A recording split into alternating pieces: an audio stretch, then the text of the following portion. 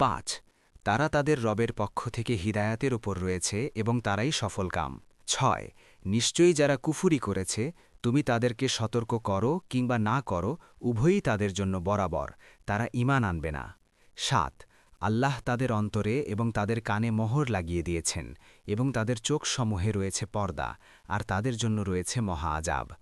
৮ আর মানুষের মধ্যে কিছু এমন আছে যারা বলে আমরা ঈমান এনেছি আল্লাহর প্রতি এবং শেষ দিনের প্রতি, অথচ তারা মুমিন নয়। ৯ তারা আল্লাহকে এবং যারা ঈমান এনেছে তাদেরকে ধোঁকা দিচ্ছে, অথচ তারা নিজদেরকেই ধোঁকা দিচ্ছে এবং তারা তা অনুধাবন করে না। ১০ তাদের অন্তরসমূহে রয়েছে ব্যাধি, সুতরাং আল্লাহ তাদের ব্যাধি বাড়িয়ে দিয়েছেন, আর তাদের জন্য রয়েছে যন্ত্রণাদায়ক আযাব, কারণ তারা মিথ্যা বলত। ১১ আর যখন তাদেরকে বলা হয় তোমরা জমিনে ফাসাদ করো না, তারা বলে আমরা তো কেবল সংশোধনকারী। ১২ জেনে রাখো নিশ্চয়ই তারা ফাসাদকারী, কিন্তু তারা বুঝে না।